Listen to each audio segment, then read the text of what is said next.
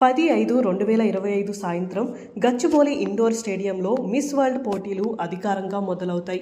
ఇందుకోసం రాష్ట్ర ప్రభుత్వం విస్తృత స్థాయిలో అన్ని ఏర్పాట్లు చేస్తుంది.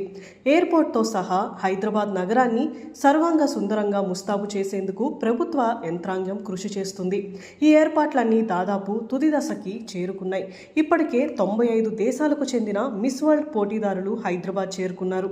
మరికొంతమంది ప్రతినిధులు వివిధ దేశాల నుంచి రానున్న 2 రోజుల్లో వస్తారు అని మిస్ వరల్డ్ నిర్వాహకులు తెలిపారు.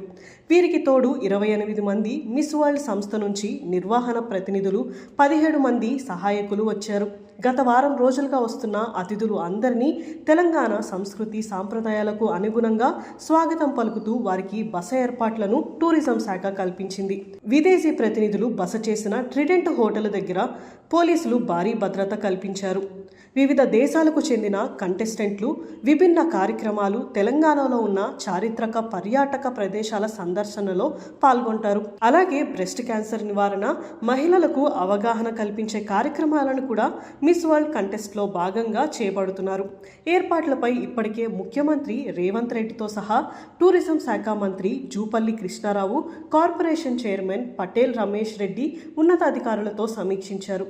అవసరమైన సలహాలు, సూచనలు చేశారు. ప్రకృతి పర్యావరణ పరంగా అన్ని హంగులు ఉన్న తెలంగాణ ఆ రంగంలో వెనుకబడింది అని, ఇకపై తప్పకుండా తెలంగాణ రండి, పర్యటించండి అనే నినాదాన్ని విస్తృతంగా ప్రపంచవ్యాప్తం చేయాలి అని ప్రభుత్వం భావిస్తుంది. తద్వారా పర్యాటక రంగం పెరగడం, పెట్టుబడుల సాధన, ఉద్యోగ ఉపాధి అవకాశాలు మెరుగుపడతాయని ప్రభుత్వం భావిస్తుంది. ప్రతిష్టాత్మకంగా చేపట్టిన ఈ ఈవెంట్ గురించి రాష్ట్ర ప్రభుత్వం దేశ విదేశాలతో పాటు అన్ని రాష్ట్రాల ప్రధాన ఎయిర్పోర్ట్లలో ప్రచారం కల్పిస్తుంది.